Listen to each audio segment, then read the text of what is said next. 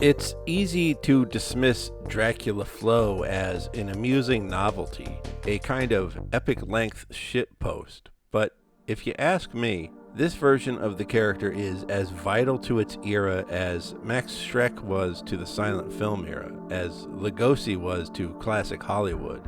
If you're talking about the Dracula heavyweights, John Davis Walker absolutely deserves to be on that list. Here's why.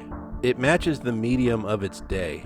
Every iconic Dracula has been defined by the medium of the era. Nosferatu took advantage of the cinematic form in its use of makeup specifically designed for the close-up. The stage play gave us Lugosi's look with the high collar, and Christopher Lee's depiction of the Count relies heavily on the color red, from the splashes of blood to his allergy-season contact lenses. Dracula Flow is a Dracula designed specifically for YouTube. There is less emphasis on a linear narrative thread, with the Count sort of rambling about what a badass he is, like a slam poetry piece. He drops bits and pieces of backstory and boasts of all the pussy he's getting. The videos are shot almost exclusively in close-up, featuring the Count's pale face and painted-on widow's peak against a near pitch-black backdrop.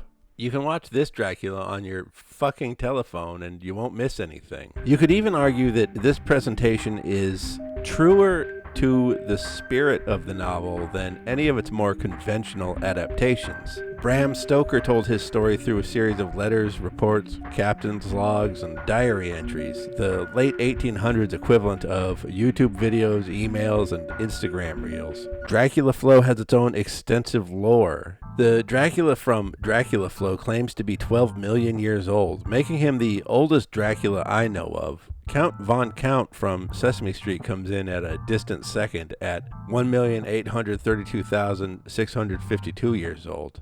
One possibility regarding his age may be that he predates humanity. He may have even guided our evolution by clapping orangutan cheeks or whatever. It may be more likely, though, that he was born in 1431, just like Vlad Tepes, but it may be that the Zaza sent him back to the Miocene era, and he sat around waiting for the human race to evolve and develop recreational drugs again.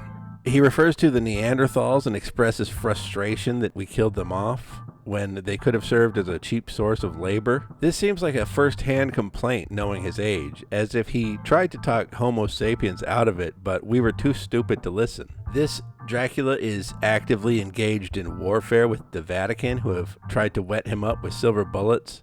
He has a titanium skull, and he used to flip bricks for Mansa Musa, a West African ruler from the 1300s. It's a dramatically compelling take on the character. This Dracula claims to have given control of the free world back because he got bored. He says he wants to kill himself, and he should, but he doesn't know how. Bearing these details in mind, it seems clear that his endless superhuman indulgence in hedonistic pleasure, whether that means going Judge Judy on that pussy, popping pills, or smoking on obscure strains of weed like Scooby-Doo dick, it is the behavior of a man with nothing to do but pass time until the end of time. It is the most nihilistic version of the character I've seen. This shit is truly nothing to him. The character satirizes the corruption of power in his era.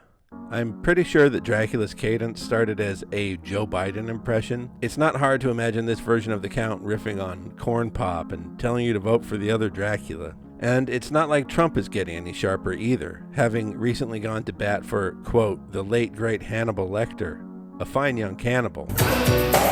I don't think we'll have another lucid, sapient American president in our lifetimes. Shortly after Dracula Flow 5 dropped, with the Count explaining that he has worms eating his brains from the inside out, Robert F. Kennedy said that his own mental difficulties were caused by, quote, a worm that got into my brain and ate a portion of it and then died. Kennedy's campaign responded to the question, calling it hilarious, quote, given his competition, and Jesus goddamn Christ, it is that hard to contest. What a terrifying freefall we are in. Which brings me to the next point. He's actually pretty scary. This version of Dracula is like a Breaking Bad villain or something. He seems chill hanging out with his boys in the trap house or whatever, but he's someone who wouldn't hesitate to put you in the ground for running out on the pack or just because he had nothing better to do that day. Dracula apathetically confesses that he has no morals or belief system. I have no spirituality or anything that gives my life meaning or structure. Dracula has always had a kind of ubermensch quality in evil Superman, capable of extreme cruelty for the same reason you don't get bent out of shape if a bug hits your windshield on the way to work. With this version of Dracula, the Count's spiritual, emotional, and ideological inability to give a shit about the value of human life is deeply frightening. Finally, Dracula Flow is essentially uncontested. I saw a meme that referred to Adam Sandler's Dracula as the dad from Hotel Transylvania.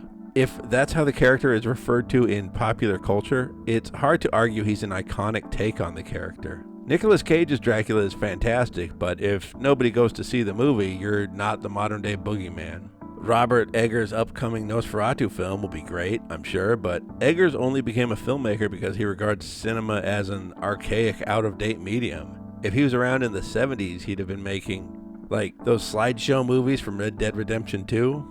Eggers isn't interested in contributing to any contemporary conversation on The Prince of Darkness. Dracula Flow is the defining Dracula of its era, in part because nobody else is taking up the mantle. But you know what? I really like that Death Stranding 2 trailer where Higgs clearly stumbled onto a crate of old 1990s movies, saw Coppola's Dracula film and The Crow, and said, "Literally me."